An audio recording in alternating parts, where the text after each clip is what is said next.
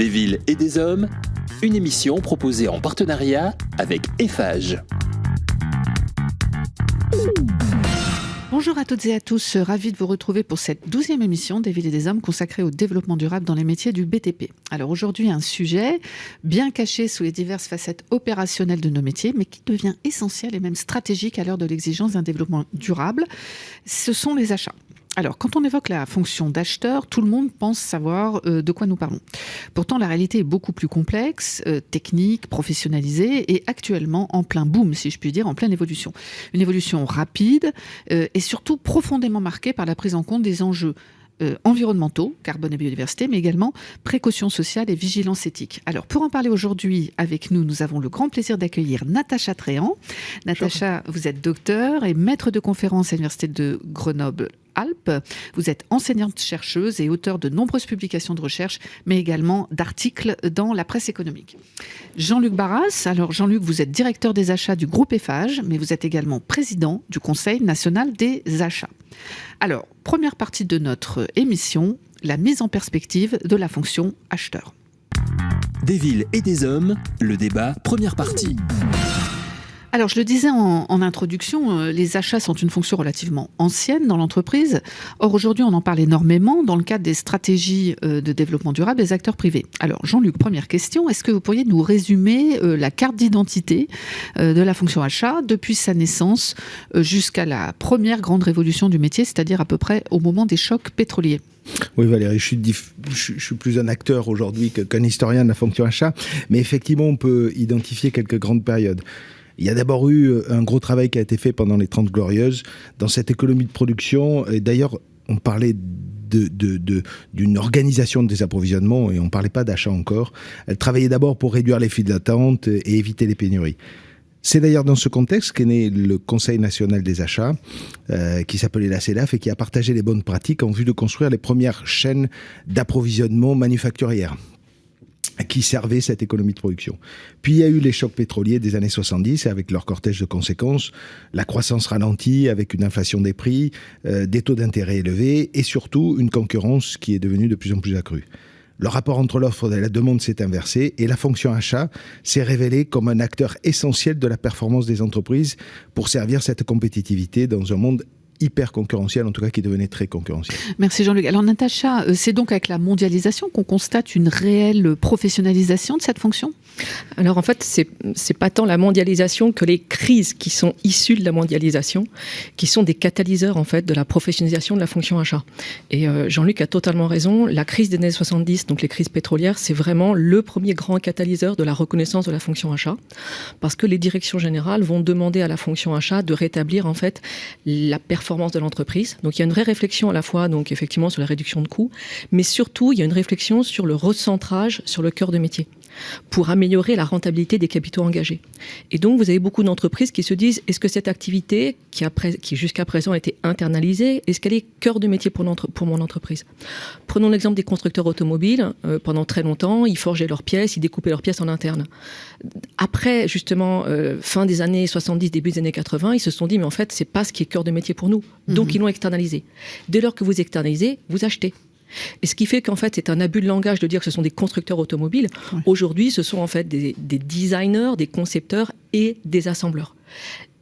Quand on regarde la part achat, juste pour que vous ayez une idée, la part achat dans l'industrie, aujourd'hui, on est plutôt autour de 60% du chiffre d'affaires. Dans l'automobile, dans l'aéronautique, et c'est pareil aussi dans le BTP. Donc c'est vraiment cette première crise qui est la plus significative. Et quid de la crise financière du début des années 2000 ? Ensuite, effectivement, il y a cette crise financière. Cette crise financière, elle est liée en fait, c'est la crise de l'explosion de la bulle Internet. Et l'explosion de la bulle Internet, vous êtes d'accord avec moi, ça a beaucoup plus touché le secteur tertiaire, les banques, les assurances, beaucoup de start-up à l'époque qui étaient dans ce domaine-là, et aussi tout ce qui est opérateur télécom. Et ce qui a en fait incité aussi le développement de la fonction achat dans le domaine tertiaire. Et c'est là où on voit apparaître les premières grandes directions achats dans le domaine tertiaire. Fin des années 2000, c'est la direction achat du groupe La Société Générale qui est créée. C'est créé en 2001 chez AXA, c'est créé en 2003 chez France Télécom. Donc on voit là à nouveau que c'est une crise qui a été un catalyseur de la reconnaissance des achats dans le tertiaire.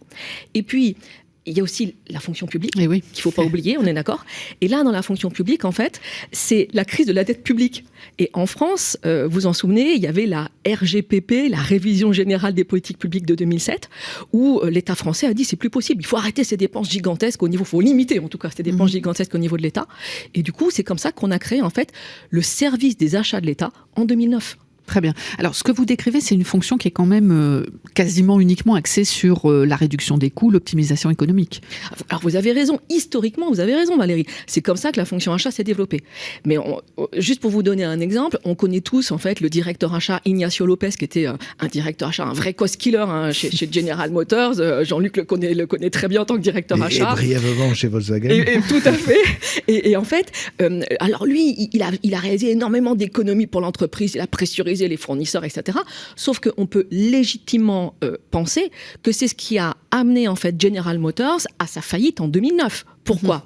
Parce qu'en pressurisant des fournisseurs, vous perdez en fait l'innovation des fournisseurs, vous perdez la qualité chez les fournisseurs, et il y a des études qui sont très intéressantes qui s'appellent Perspective Planning, qui sont publiées tous les ans en fait, pour montrer la qualité des relations entre les fournisseurs et les constructeurs dans le domaine automobile aux États-Unis.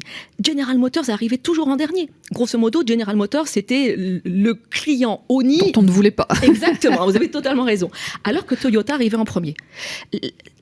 Qu'est-ce que ça signifie ?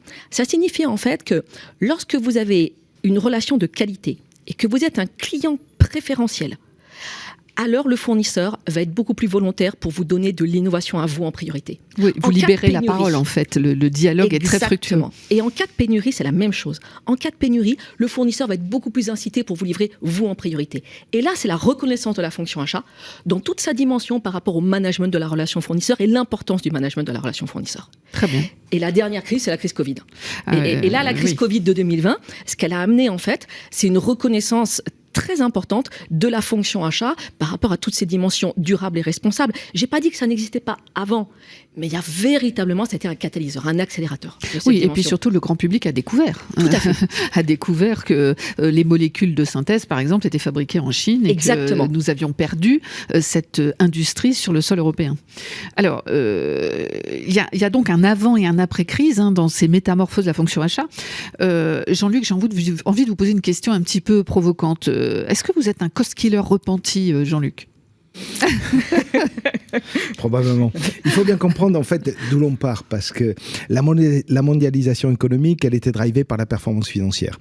Et les acheteurs et la mission des achats s'inscrivaient totalement dans ces perspectives-là. C'était avant tout de structurer une supply chain la plus économique possible, au service de la performance des entreprises, et en même temps de servir une croissance à tout prix, quoi. Et c'était important de structurer ça. La fonction achat, d'ailleurs, y a développé une véritable excellence opérationnelle dans le suivi des indicateurs, dans les outils qu'elle a développés, dans les processus qu'elle a déployés. Et indéniablement, la professionnalisation des achats, elle est fille de cette mondialisation de l'économie qu'on connaît aujourd'hui. Oui, mais on va pouvoir s'en servir finalement, cette professionnalisation, c'est et la réorienter sur nos enjeux RSE. Oui, c'est tout l'enjeu actuel, c'est comment exploiter toute cette capacité à conduire, à performer, en intégrant aujourd'hui de véritables objectifs RSE. Capitaliser ce professionnalisme pour comprendre les enjeux actuels des entreprises et de l'économie. Et ça, effectivement, c'est la fin du cost killing, soyons honnêtes, tel qu'on l'imaginait jusque-là.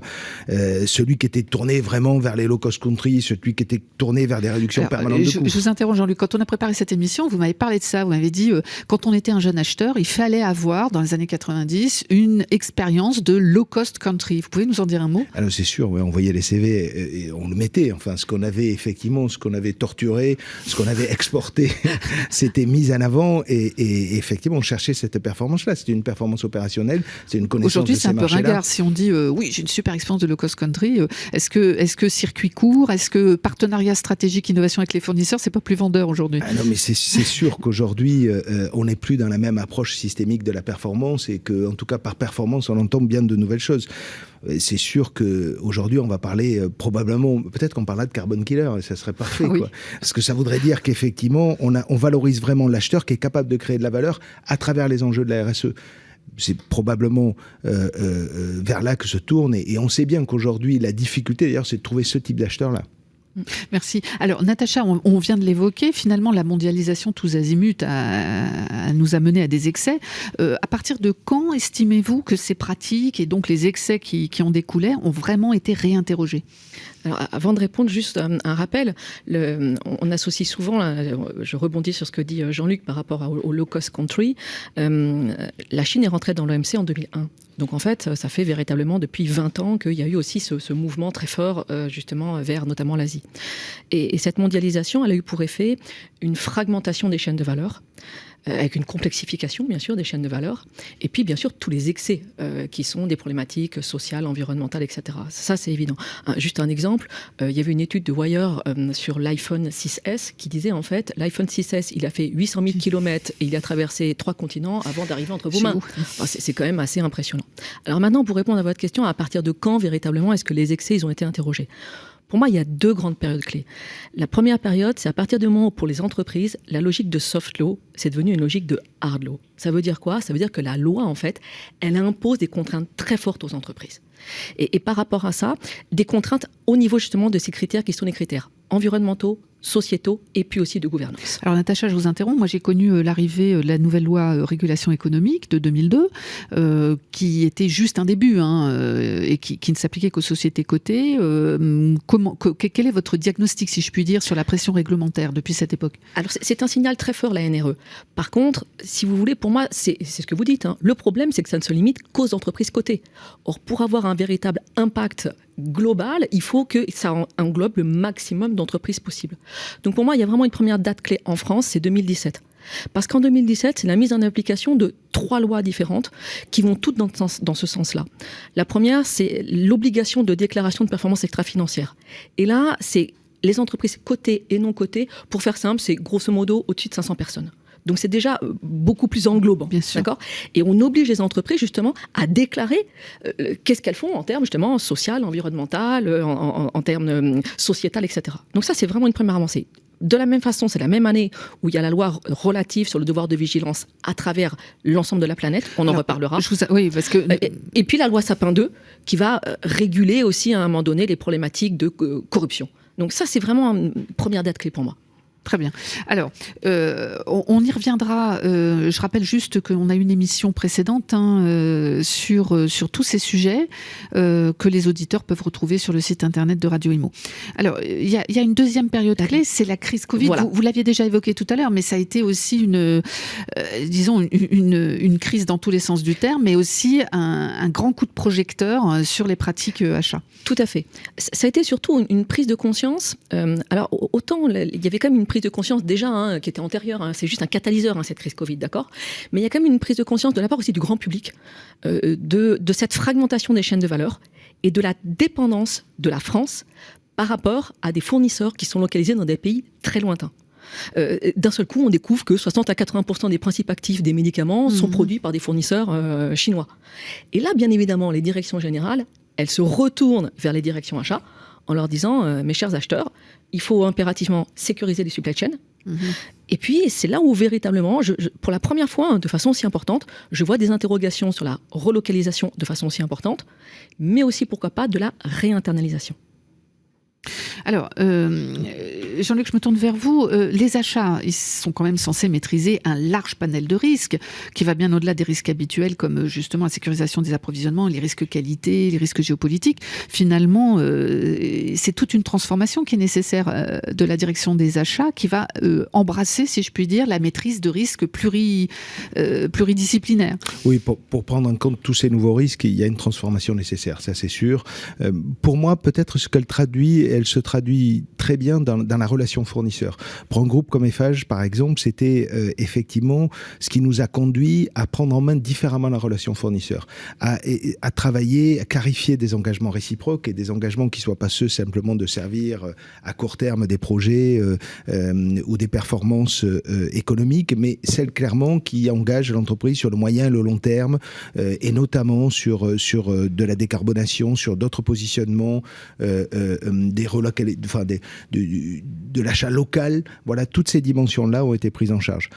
Et d'ailleurs, les risques sont quand même à manager, sont de nature très diverse, et ils ont demandé à ce que les acheteurs fassent appel à un grand nombre d'expertises dans l'entreprise. Ça s'est élargi. Effectivement, il y a besoin du soutien des gens, des directions techniques, des directions du développement durable, etc.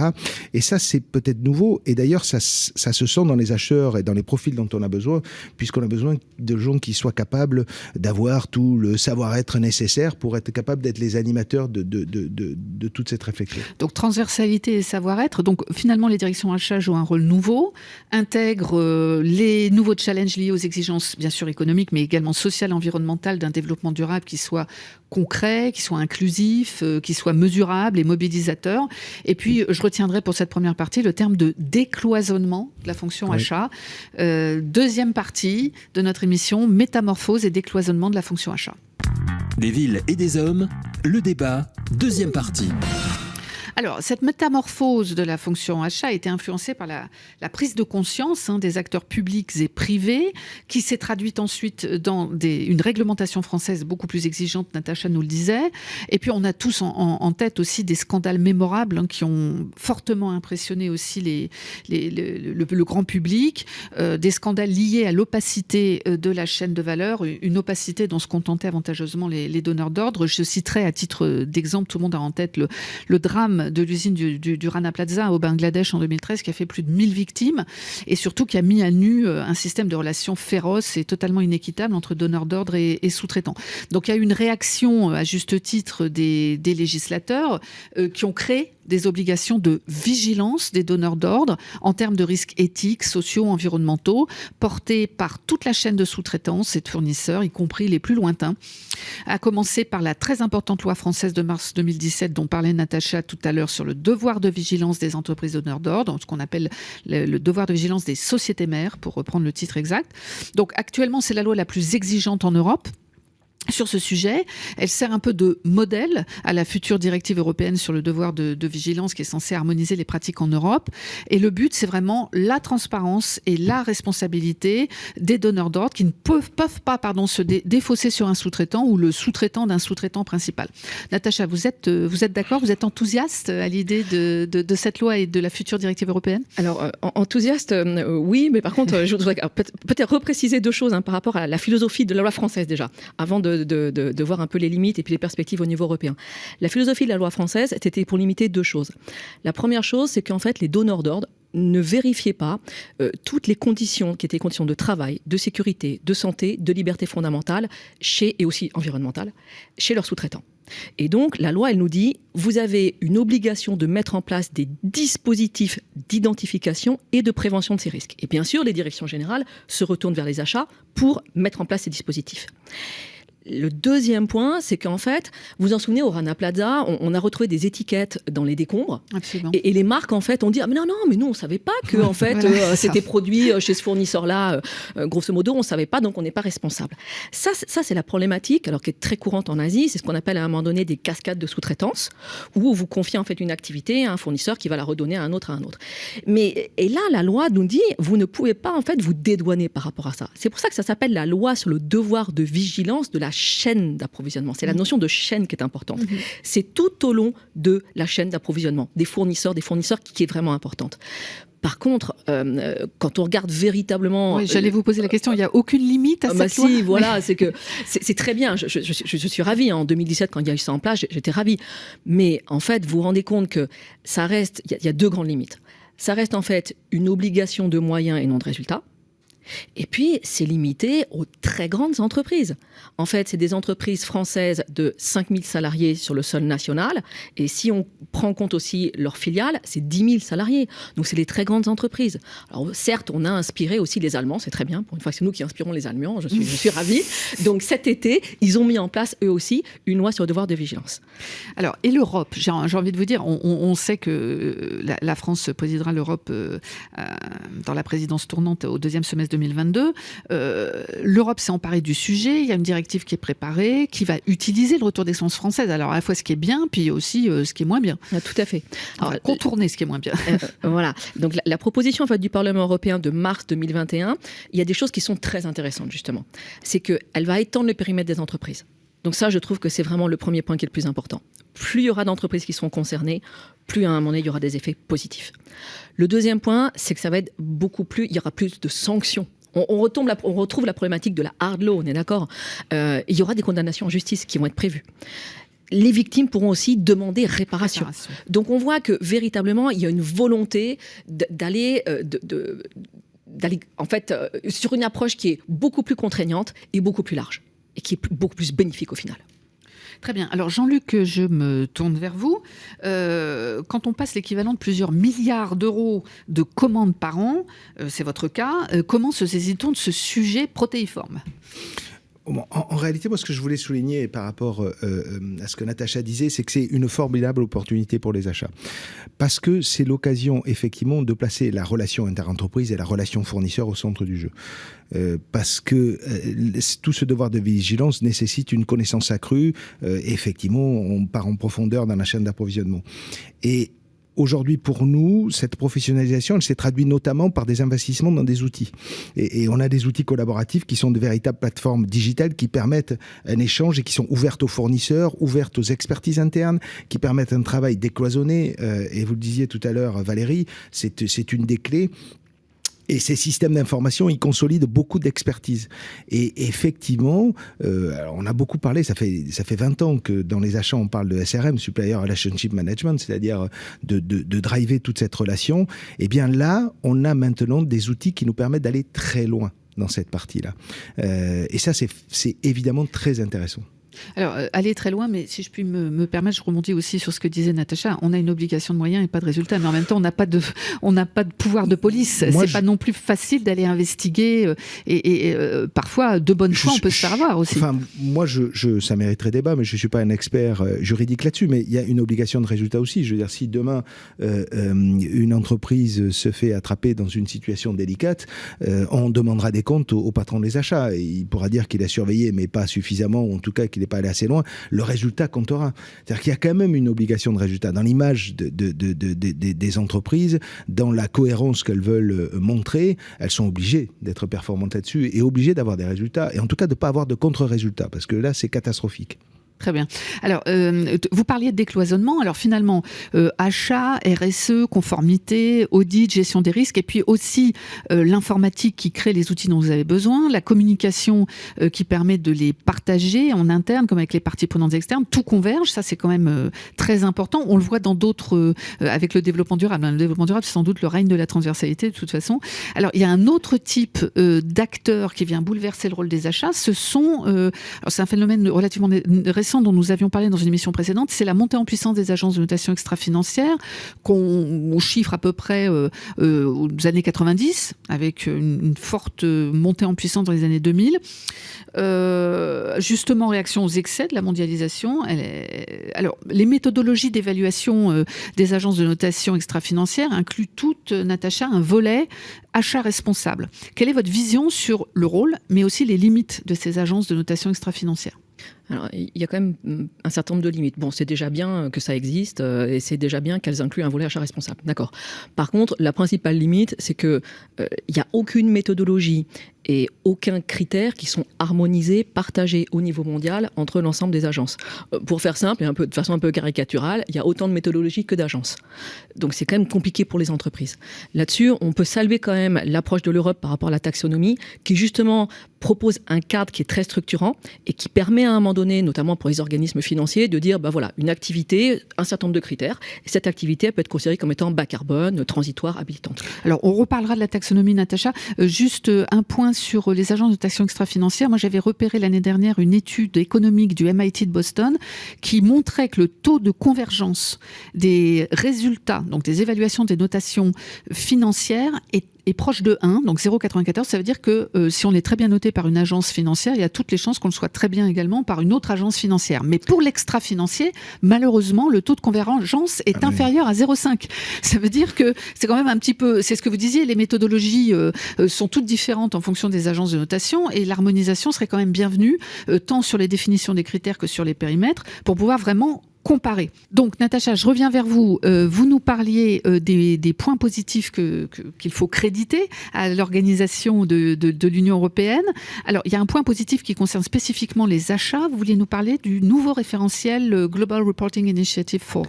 Tout à fait. Alors, en fait, ce référentiel existe depuis un certain temps. Par contre, là, pour le coup, il a le mérite d'être partagé, d'être plutôt reconnu au niveau mondial, par rapport à un certain nombre d'entreprises et par rapport à des grandes organisations, des grandes ONG. Quand on regarde ce reporting, on se rend compte que la fonction achat, elle impacte en fait à hauteur de 45% sur l'ensemble des critères qu'on appelle les critères spécifiques. Et surtout, le point qui m'intéresse, c'est de montrer que ça va bien au-delà simplement des simples audits RSE des fournisseurs. La vision que l'on a de la fonction achat, c'est vous êtes là pour aller vérifier que vos fournisseurs respectent bien un certain nombre de critères. Mais c'est très déresponsabilisant, si vous voulez, pour la fonction achat. Ça veut dire vous déléguez tout ça aux fournisseurs. Or, justement, il y a des points sur lesquels la fonction achat peut avoir un rôle très important. Je prends l'exemple notamment sur l'énergie verte. La fonction achat, elle est au cœur de ce qu'on appelle les PPA, ce sont des Power Purchase Agreements, qui sont des engagements de très longue durée, des contrats de très longue durée sur des énergies vertes. Decathlon a mis ça en place. Ils ont vraiment un objectif d'aller justement vers des contrats d'énergie et d'électricité d'origine renouvelable, 100% origine 2026. Donc c'est très positif. Un autre exemple, c'est le rôle des achats dans la diminution des matières plastiques par exemple.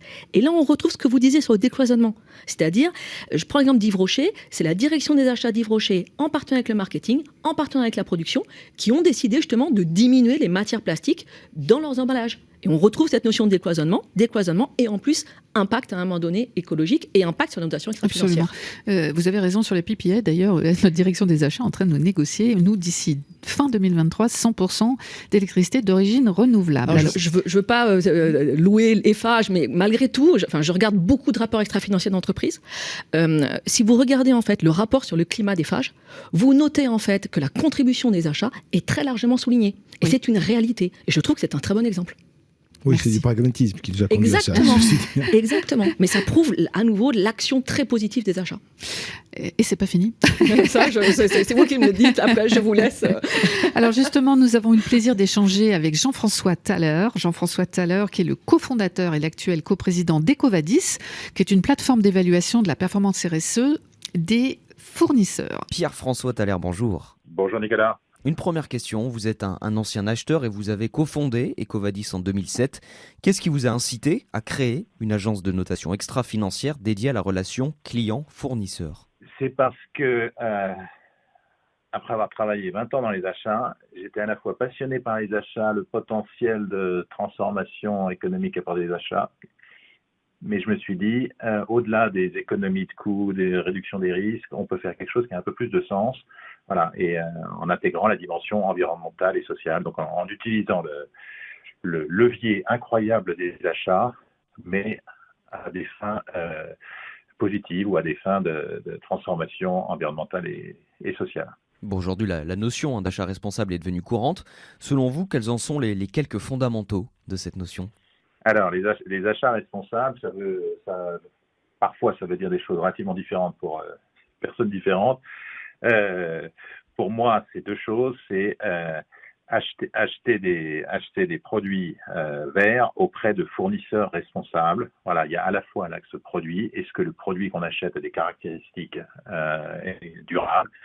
Et il y a la notion auprès de qui achète-t-on ce produit ou ce service, et est-ce que le fournisseur, est-ce que l'entreprise est responsable, c'est-à-dire dans ses pratiques sociales ou dans sa propre chaîne d'approvisionnement. Voilà, c'est arrivé à combiner ces deux dimensions, l'axe produit et l'axe social, et ça se développe de plus en plus en France notamment, parce que c'est là où tout a commencé quelque part, mais maintenant c'est en train de devenir pratique qui se généralise dans le monde entier. Voilà, Ecovadis, on travaille maintenant dans 150 pays. Eh bien, écoutez, merci beaucoup Pierre-François Thaler. Je rappelle que vous êtes le cofondateur et le co-PDG d'Ecovadis. Mille merci d'avoir accepté notre invitation pour cette nouvelle émission des Villes et des Hommes. Alors, certes, comme pour toutes les notations, il s'agit d'abord d'un outil d'évaluation. Nous avons entendu EcoVadis. Alors, c'est un peu une photographie, un instant T de votre fournisseur, mais ça démontre aussi, encore une fois, le décloisonnement de tous azimuts et le fait que les enjeux sociaux et environnementaux qui secouent nos sociétés aujourd'hui, à juste titre, font partie intégrante du quotidien, désormais, de la fonction achat. Alors, on va maintenant parler des enjeux carbone qui sont au cœur de cette stratégie, puisque Jean-Luc, les entreprises veulent absolument, elles y sont contraintes, comme le disait Natacha, par la hard law, mais elles y sont aussi contraintes par la recherche de pérennité de leur activité. Donc elles veulent avoir une vision poussée de l'impact environnemental de leurs activités sur toute la chaîne de valeur. Comment ça se traduit concrètement pour vous, Jean-Luc ? Depuis 2015, toutes les entreprises doivent publier obligatoirement leurs émissions de gaz à effet de serre sur ce qu'on appelle les scopes 1 et 2, c'est-à-dire les émissions carbone directement liées ou indirectement, mais aux consommations énergétiques, toute énergie confondue. Ça, c'était le premier point. Dans notre cas, mais pour beaucoup d'entreprises, on constate qu'aujourd'hui, ça ne suffit pas à rendre compte de l'impact de toutes les émissions. Et donc, il y a une exigence de transparence qui nécessite d'aller évaluer ce qu'on appelle tout ce qu'on va appeler tout ce qui s'appelle le scope 3, c'est-à-dire l'ensemble des émissions liées à toute la chaîne de valeur de l'entreprise, et notamment à toute sa chaîne d'approvisionnement. Alors en fait, on s'y aperçoit que le poids des achats est considérable, majeur, le mot est faible quand on dit majeur, et là il s'agit par exemple pour nous de tous les achats de matières premières, de tous les produits de première transformation, de tous les équipements que l'on va utiliser. C'est le pan essentiel en réalité de nos émissions carbone, et c'est bien cette partie-là qu'il va falloir mesurer et challenger. Oui, tout à fait. Natacha parlait du rapport climat tout à l'heure et chez FH, on publie le scope 3 dit amont, donc depuis l'extraction des matières premières, transformation, mise en œuvre sur le chantier, jusqu'à la livraison de l'infrastructure ou du bâtiment au client. Un petit chiffre quand même, la publication de ce scope 3 amont montre la prédominance de la chaîne de valeur, puisque, pour ne citer qu'FH, mais c'est à peu près similaire dans les entreprises du BTP, le scope 3 représente 85% du total de nos émissions de gaz à effet de serre. Et dans ces 85%, on a notamment le béton, le bitume et l'acier qui représentent 40% des émissions. Donc finalement, le rapport entre les émissions de gaz à effet de serre liées à la conso énergétique, vous parliez des scopes 1 et 2, et le scope 3 amont, eh bien c'est un facteur 6. Donc c'est absolument énorme. Et Natacha, je crois que c'est le cas dans d'autres secteurs économiques. Oui, tout à fait. Quand vous regardez en fait les études de l'ADEME et les publications de l'ADEME, on est autour en fait de 80% par rapport au scope 3 et en particulier le scope 3 amont. Donc c'est véritablement, vous comprenez bien que c'est là où il y a les principaux leviers d'optimisation, de réduction des émissions de CO2. Et comme ça concerne la chaîne d'approvisionnement, bien évidemment, on va se tourner vers la fonction achat pour essayer de trouver des solutions. Et là, par rapport à ça, simplement sur le rôle de la fonction achat, on a vraiment un rôle qui est majeur sur 2 points clés. Vous ne pouvez pas dire que vous diminuez des émissions de CO2 si vous n'êtes pas capable de les mesurer. Absolument. Donc ce premier point clé, c'est la mesure. Et ensuite, le deuxième point clé, c'est l'accompagnement. Alors juste sur la mesure, je voudrais juste en fait expliquer que c'est beaucoup plus complexe que ce qu'on peut imaginer de mesurer des émissions de CO2 sur l'ensemble de la chaîne d'approvisionnement. D'accord ? Je confirme. Et justement, enfin, je veux dire, dans le BTP, dans le bâtiment, vous en connaissez quelque chose, puisqu'en fait, la RE 2020, qui va être mise en application en 2022, elle vous oblige à prendre en compte l'ensemble des émissions sur le cycle de vie du bâtiment, donc depuis la construction tout au long du cycle de vie du bâtiment. C'est une vraie difficulté d'être sur l'ensemble du cycle de vie des produits. Et du coup, les fonctions achats, aujourd'hui, en fait, elles cherchent des organismes qui sont capables de les aider dans la mesure. Et vous avez beaucoup de start-up, en fait, de la tech, qui aujourd'hui se positionnent et qui font des partenariats avec les directions achats pour essayer de trouver des solutions. Alors, c'est des start-up de la tech, ça veut dire qu'on va utiliser une solution digitale pour essayer de diminuer des émissions de CO2. Mais vous savez aussi que les systèmes d'information, le numérique, le digital, c'est aussi très émetteur de CO2. On est d'accord ?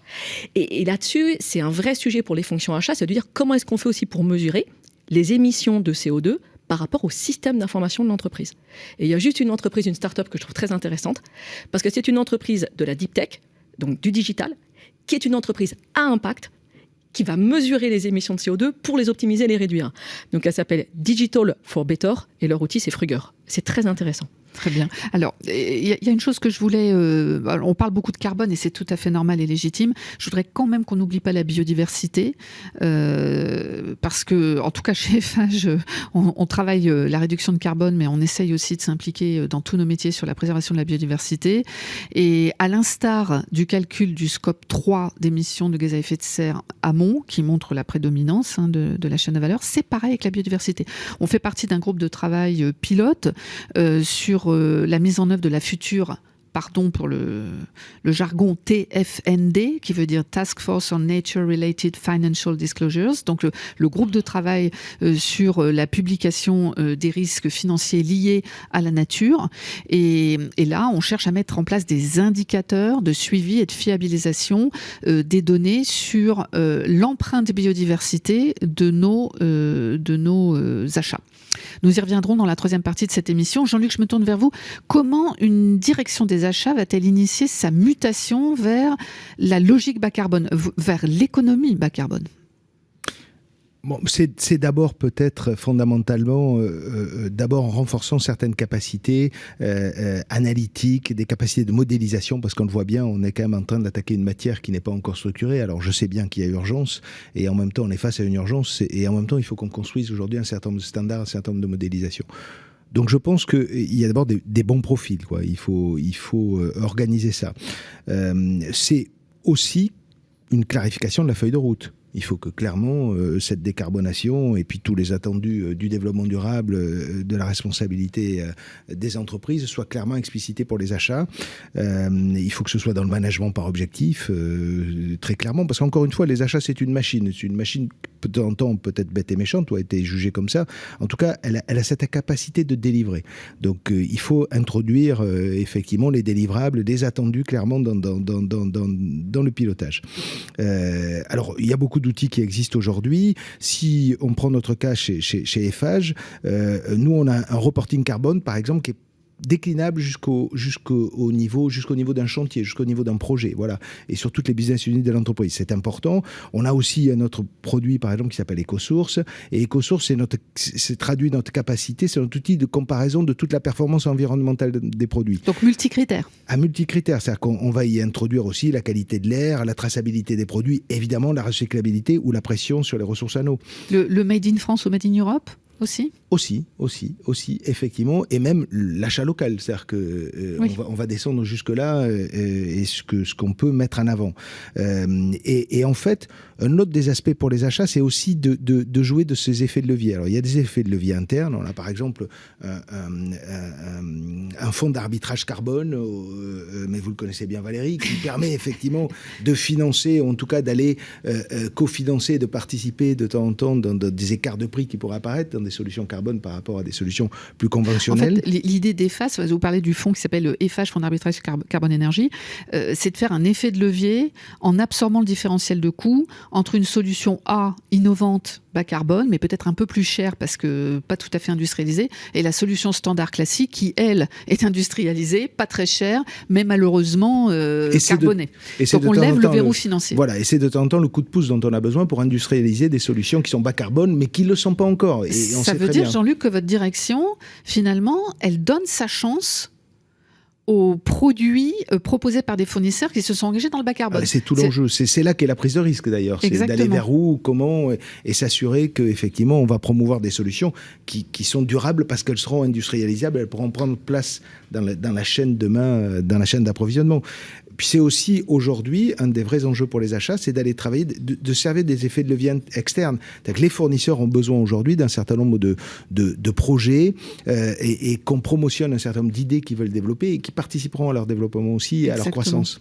Exactement. Finalement, on les aide aussi à faire leur premier proof of concept parce que vous vous intéressez à leurs innovations et vous pouvez en parler, les prescrire en interne. Oui, ou participer même au cahier des charges, c'est-à-dire leur proposer effectivement des situations, leur proposer un certain nombre de groupes on a eu aujourd'hui un groupe de travail qui par exemple, avec des fabricants de batteries, avec des fabricants de matériel, travaille sur comment électrifier aujourd'hui un certain nombre d'engins sur les chantiers. Alors, nous avons justement eu l'opportunité l'opportunité d'interviewer le PDG d'une entreprise de location de matériel. C'est Kiloutou. Le PDG, c'est Olivier Collot. Olivier Collot, bonjour. Bonjour. Kiloutou, c'est la deuxième entreprise spécialisée dans la location de matériel dans le domaine du bâtiment, des travaux publics et de l'événementiel.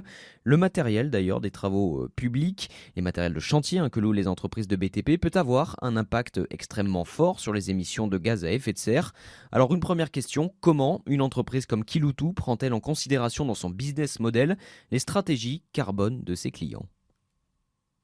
Comme vous l'avez dit, la transition environnementale est un sujet majeur dans notre secteur d'activité. Le secteur de la construction ou du bâtiment au sens large, c'est à peu près un tiers des émissions de gaz à effet de serre. Et en particulier, le matériel de chantier et les véhicules ont un impact important sur ces émissions, puisque les émissions liées au carburant représentent pas loin de 45% des émissions directes de gaz à effet de serre de nos clients entreprises de construction.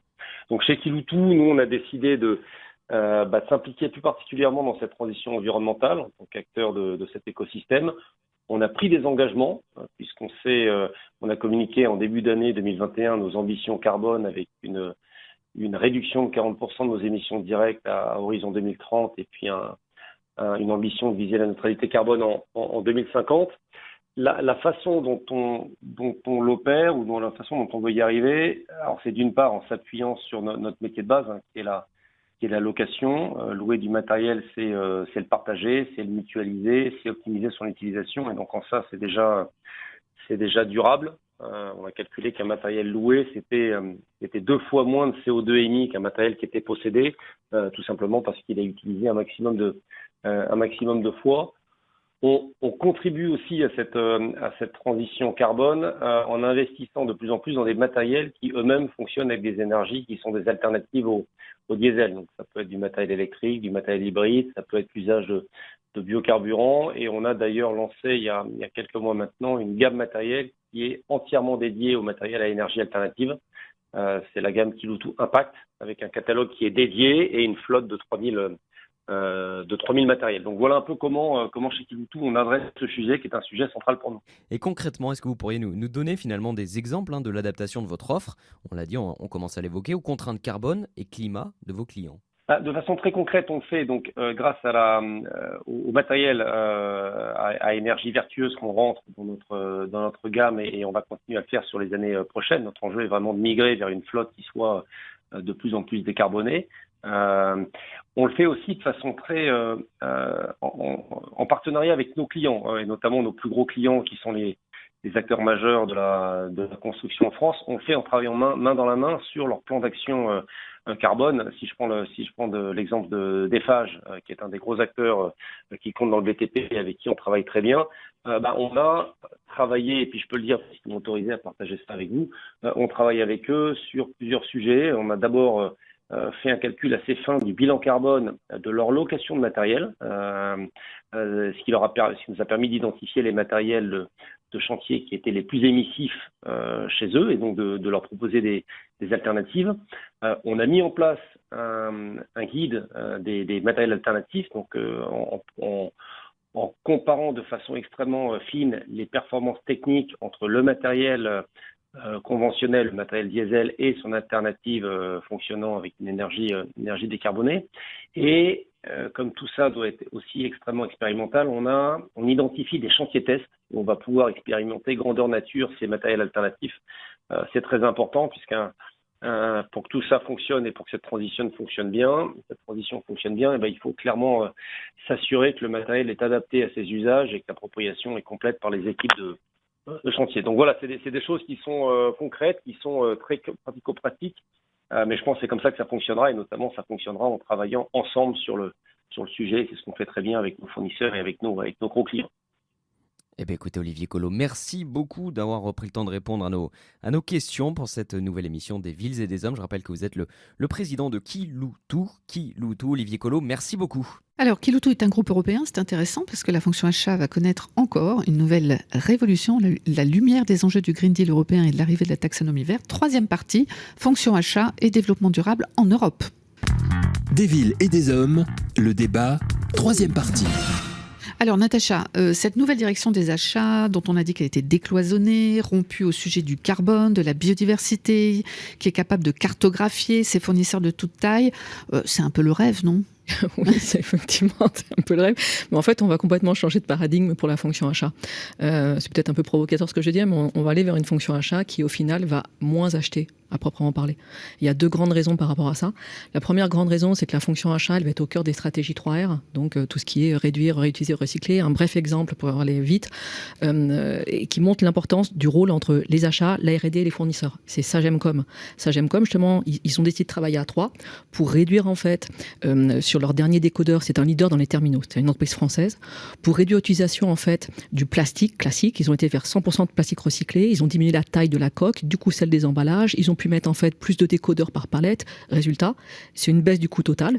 Et puis, c'est 186 000 tonnes de CO2 qui sont économisées. Très bon exemple, on voit que l'écologie et l'économique sont réconciliables. Exactement. En fait, il y a une dynamique systémique qui est managée aujourd'hui par les achats.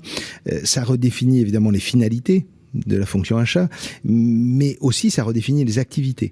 Et aujourd'hui, tout ce qui va être tourné, il y a tout un travail des acheteurs vers l'écosystème, la nécessité aujourd'hui de s'assurer que les petites et les moyennes entreprises vont bénéficier aussi de ces opportunités de croissance. Et pour ça, il faut transmettre des savoirs, des savoir-faire. Il y a besoin de partager, on l'a vu, la loi a imposé un certain nombre de choses aux grandes entreprises qui sont tout de suite été très concernées. Mais il y a une logique aujourd'hui d'aller élargir ça. Et les achats, ils sont au cœur du système pour pouvoir définir un petit peu ou codéfinir comment cette création de valeur, comment ce partage de cette valeur doit se faire.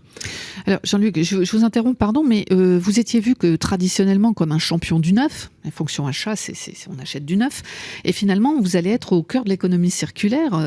Quelle est la seconde raison finalement pour laquelle la fonction achat achètera moins, Natacha ? Alors, cette seconde raison pour laquelle en fait la fonction achat va moins acheter, c'est qu'on va être au cœur en fait de l'économie de l'usage. Et l'économie de l'usage, juste pour vous donner un exemple, le World Economic Forum nous dit à horizon 2030, tous les produits seront des services. En fait, une entreprise ne va plus acheter un produit, elle va acheter une solution. Et grâce aux capteurs, grâce à l'Internet of Things, donc l'Internet des objets, on va pouvoir en fait rendre les objets plus intelligents, capter de l'information et permettre aux fournisseurs de donner en fait des produits qui vont être beaucoup plus adaptés par rapport à des enjeux d'émissions de CO2, mais aussi beaucoup plus adaptés par rapport aux usages. On va aller vers une personnalisation. À nouveau, un exemple rapide. Vous imaginez un logisticien qui décide demain de mettre des lumières LED, des luminaires LED sur l'ensemble de ses entrepôts. Ça coûte très cher, c'est des très gros investissements. Avec cette solution-là, il n'a plus besoin d'investir. Il achète une solution light as a service, c'est-à-dire qu'il n'investit plus, il n'y a plus de capex, il n'y a plus de maintenance, c'est le fournisseur qui va s'occuper de tout ça, et le fournisseur est capable, grâce à des capteurs, de moduler la luminosité en fonction du passage des Fenwick, en fonction de l'activité dans les entrepôts, donc plus de sécurité, une meilleure qualité de travail pour les salariés, et puis à nouveau, des économies énergétiques, et donc moins d'émissions de CO2. Donc on voit qu'à nouveau, on réconcilie de l'économique et de l'écologique. Alors moi j'ai une question à vous poser. Quid des rémunérations dans tout ça ? Les acheteurs traditionnellement étaient d'abord évalués eux-mêmes sur leur capacité à réaliser des économies financières. Alors même si ça a déjà pas mal évolué, mais comment voyez-vous les choses ? Alors ça a beaucoup évolué et c'est pareil, Jean-Luc pourra en témoigner aussi chez Eiffage. C'est fini dans beaucoup d'entreprises, cette logique où grosso modo on dit un acheteur, grosso modo tu vas être rémunéré en fonction des économies que tu fais sur ta catégorie d'achat. Non, dans de très nombreuses entreprises, la part variable, elle est indexée par rapport à de la performance globale d'entreprise, par rapport à la performance globale d'une direction achat. Puis il y a des approches qui sont très intéressantes et que je trouve vraiment parlantes. Je vais vous donner l'exemple de Spadel. Spadel, c'est une entreprise belge qui fait les... Alors en France, on la connaît sous les eaux de Wattwiller ou Carola, les eaux de Spa. Et en fait, ils ont mis en place une part variable des acheteurs qui correspond en fait, qui va être indexé par rapport à la baisse des émissions de CO2 sur sa catégorie d'achat. C'est très vertueux, très vertueux. Absolument. Oui, tout à fait. Jean-Luc, finalement, aujourd'hui, vous allez tirer profit de toutes les évolutions technologiques qui profitent à la durabilité. Si je fais un peu court, notamment sur les matériaux bas carbone, l'intelligence artificielle, la robotique, etc.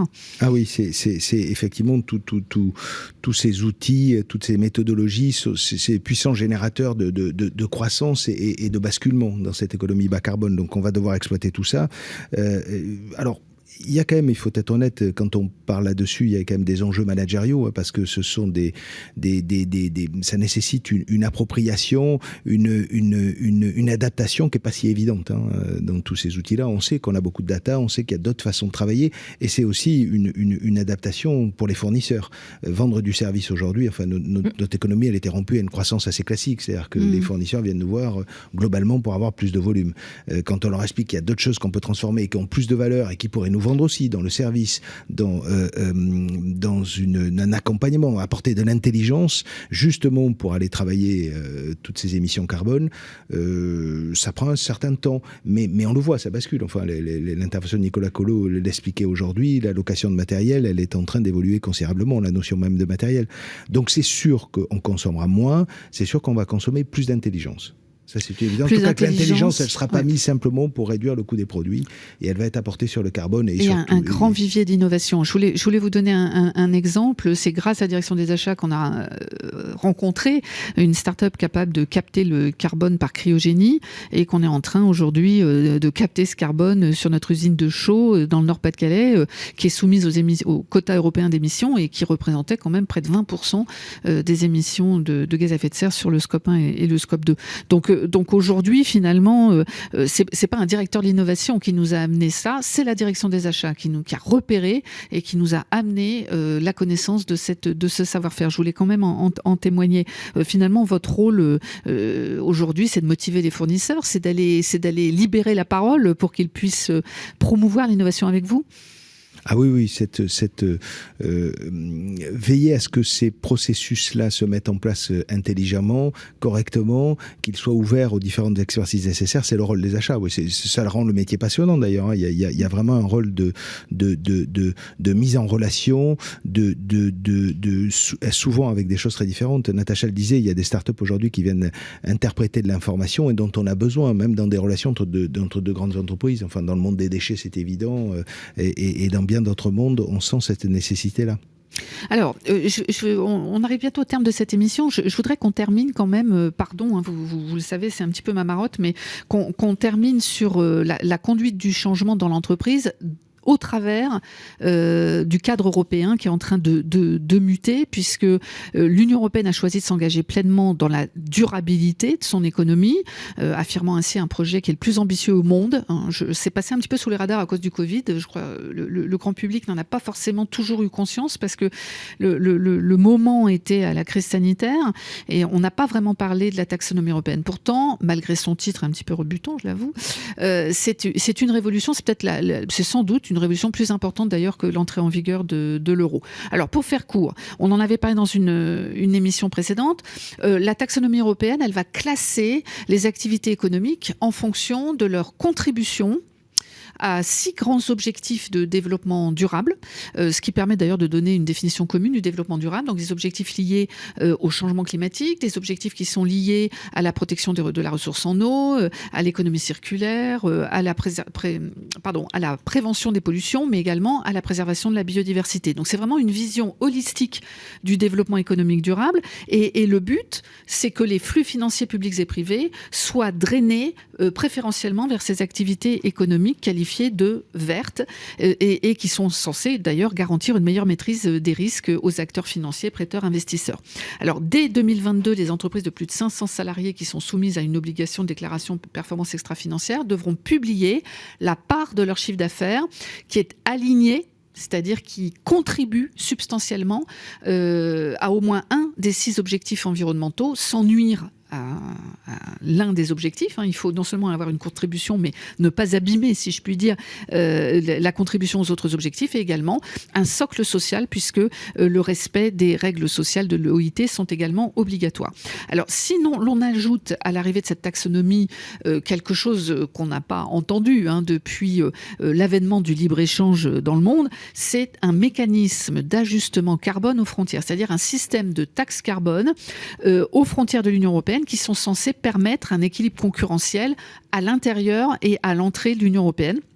C'est notamment pour lutter contre ce qu'on appelle le phénomène de fuite de carbone à l'étranger. Concrètement, si vous délocalisez une production en Asie vers un pays peu regardant sur les conditions environnementales, ça évite de comptabiliser les émissions de gaz à effet de serre sur votre territoire. En revanche, si ce produit est taxé lors de son entrée dans l'Union européenne, eh bien, ça n'a plus aucun intérêt d'avoir été l'acheter. Alors, Natacha, comment ces deux mécanismes, à la fois la taxonomie en interne de l'Union européenne et le mécanisme d'ajustement carbone aux frontières à l'entrée de l'Union, sont-ils susceptibles d'impacter les achats ? Alors, s'agissant de la taxonomie, l'article 8, en fait, de cette taxonomie, elle exige que les entreprises, donc, elles publient la part durable de leur chiffre d'affaires, mais surtout, elles publient, en fait, leurs investissements et leurs dépenses orientés par rapport à des activités durables. Et pour moi, c'est là le rôle de la fonction achat. Et sur cet aspect-là, le rôle de la fonction achat va être déterminant. Vous comprenez bien que dès lors qu'on parle de dépenses, la fonction achat, son rôle va être déterminant. D'accord ? Pourquoi ?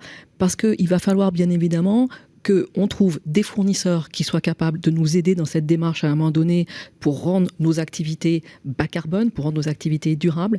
Il va falloir que ces fournisseurs-là, justement, j'aimais bien le terme que vous avez utilisé, qu'on arrive à les motiver pour nous accompagner dans cette transformation. Et j'étais la première en 2011 à publier un article de recherche en disant il faut motiver ces fournisseurs si on veut être capable d'aller travailler ensemble sur de l'innovation ensemble. C'est déterminant. Et ça vaut le coup aussi de se reposer la question, si on a parlé des modes de rémunération des acheteurs, sur les modes de rémunération des fournisseurs. Un fournisseur, s'il nous accompagne dans cette transformation, ça veut dire aussi qu'il serait légitime qu'il y ait aussi un partage des économies générées par rapport à un certain nombre de nouvelles technologies qui peuvent être apportées. Je prends l'exemple des contrats de performance énergétique. C'est aussi logique peut-être que par rapport en fait à des économies générées sur la performance énergétique, il y a un fournisseur qui puisse aussi en avoir à un moment donné une partie, ce qu'on appelle des contrats de partage de gains. Au niveau mondial, c'est moins de 30% d'entreprises qui utilisent des contrats de partage de gains. Il y a vraiment il y a des pistes qui sont très intéressantes. Maintenant, rapidement, sur le mécanisme d'ajustement carbone, vous l'avez déjà beaucoup expliqué, donc je ne vais pas revenir dessus longtemps. Simplement que les gens ont bien compris que, automatiquement, ce mécanisme d'ajustement carbone aux frontières, ça va favoriser le fait que la fonction achat va pouvoir, bien évidemment, acheter en Europe auprès de fournisseurs européens. Et réindustrialiser l'Europe, vous pensez ? Alors, ça, c'est à mon sens, c'est un autre débat, on pourra en discuter. Par contre, le rôle des achats plus globalement, par rapport au Green Deal, où vraiment là je pense qu'à nouveau il y a un rôle qui est vraiment important, c'est que quand vous regardez l'ensemble du Green Deal, les achats publics, on n'a pas beaucoup parlé d'achats publics aujourd'hui, les achats publics ça va devenir déterminant. Pourquoi ? Parce qu'en fait quand vous regardez les obligations qui sont proposées par le Green Deal, je reprends le texte, c'est une obligation de rénover tous les ans au moins 3% de la surface totale des bâtiments publics, avec un objectif de 49% d'énergie renouvelable. Donc, les acheteurs publics, ils vont avoir un rôle déterminant. De la même façon, l'acheteur immobilier, l'acheteur de facility management, il va aussi avoir un rôle déterminant. Et je pense qu'il va falloir qu'on en recrute de plus en plus et qu'il va falloir aussi qu'on les forme. Parce que, à nouveau, dans ce grand Green Deal européen, en 2026, il va y avoir la création d'un marché carbone par rapport à tout ce qui est chauffage des bâtiments. Alors là, pour le coup, pour le bâtiment, pour votre secteur, ça va être des superbes opportunités en termes de rénovation. Oui. Donc tout ça... Mais il faut organiser l'écosystème et comprendre qu'on a une relation gagnant-gagnant avec nos fournisseurs sur ce sujet. Exactement. Alors, Jean-Luc, vous êtes président du Conseil national des acheteurs, je disais tout à l'heure. Est-ce que la taxonomie, le mécanisme d'ajustement carbone aux frontières sont craints par les directeurs achats ? Quelle est votre vision là-dessus ? Alors ma vision, c'est que c'est peut-être la bonne nouvelle, c'est qu'il y a aujourd'hui une véritable convergence entre les enjeux de souveraineté et les enjeux carbone. Et les enjeux de RSE globalement. Et ça, c'est formidable parce que c'est vraiment, effectivement, un bon prétexte pour repenser la réindustrialisation de nos territoires. Le Conseil national des achats, lui, s'est engagé parce que les acheteurs étaient conscients de cette responsabilité depuis. Et effectivement, Natacha le disait, le Covid-19 a encore plus amplifié ça en se disant, voilà, on ne peut pas simplement être efficace dans l'exécution, il faut quand même qu'on propose un certain nombre de choses et qu'on soit acteur des transformations qui ont lieu. On s'est engagé avec France Industrie, avec la direction générale des entreprises, dans un travail sur la relocalisation qu'on a appelé comme ça. Alors le chemin est long, il y a des premiers résultats, mais effectivement il y a une approche quand même assez laborieuse parce qu'il y a un champ des possibles très large là aussi. Parce que quand on parle de relocalisation, il faut considérer qu'il y a l'Europe, il peut y avoir la France, ça peut être national, mais c'est aussi très territorial et très régional. Donc il faut pouvoir peser tout ça. Moi, je voulais juste mettre en avant une étude de Deloitte qui montrait effectivement qu'aujourd'hui, si 3,5 milliards de production étaient réinternalisés en France, ça créerait finalement que 7 000 emplois supplémentaires. Ça paraît pas gigantesque, mais elle contribuerait à éviter plus de 5 millions de tonnes de carbone. Et là, c'est énorme. Et là, c'est énorme, effectivement. Et là, effectivement, on s'aperçoit que ça a un impact très, très direct. Et la taxonomie, elle devrait mettre ça au jour, hein, évidemment. Et c'est d'ailleurs l'autre enjeu sur lequel on s'est engagé sur le CNA, parce que on considère, et on l'a vu, on manque de modélisation, on manque de moyens de mesure. Et donc, il y a un travail qu'on va mener avec France Industrie là, sur la modélisation et le calcul du coût complet. Ah oui, prenant en compte toutes les externalités négatives pour arriver effectivement à comptabiliser le carbone, le coût social, les risques de pénurie, enfin tout ce dont on a parlé là. Il faudrait qu'on ait des outils comme ça, il faudra qu'on en ait quelques-uns. Donc nous, on commence ce travail-là. Alors je sais bien qu'il y a urgence et qu'il faudrait aller très vite. Simplement... les acteurs sont très mobilisés. Moi, c'est ce que j'entends. Il y a quand même une convergence et puis un cadre européen très, très favorable à toutes ces coopérations. Natacha, peut-être un mot de la fin ? On arrive déjà au terme de notre émission, ça va très vite. Alors le mot de la fin, il va être très court. Je vais me permettre de citer en fait Henri Bergson, le philosophe, qui nous dit « L'avenir n'est pas ce qui va arriver, mais ce que nous allons en faire ». Je vous remercie. Alors, peut-être un mot juste pour nos auditeurs. Si parmi vous, il y a des jeunes auditeurs qui cherchent encore leur voie professionnelle, et si vous avez envie de contribuer à l'efficacité de la démarche opérationnelle des entreprises en matière de développement durable, la fonction achat peut vous intéresser, vous l'avez entendu. Hein. Il y a des formations de très haut niveau qui existent, des profils nouveaux s'y épanouissent, ça on l'a bien compris, hein, puisque la pluridisciplinarité devient la règle dans la fonction achat. Et puis je vous rappelle aussi l'engagement fort du Conseil national des acheteurs dans les enjeux de durabilité. Il y a un site internet qui reprend énormément d'études et qui reprend les travaux du CNA. Voilà, et notre prochaine émission sera consacrée à un autre sujet tout aussi passionnant qui est le génie écologique. Je vous remercie et n'oubliez pas que vous nous retrouvez sur le site internet de Radio Imo en podcast. Des villes et des hommes, une émission proposée en partenariat avec Eiffage.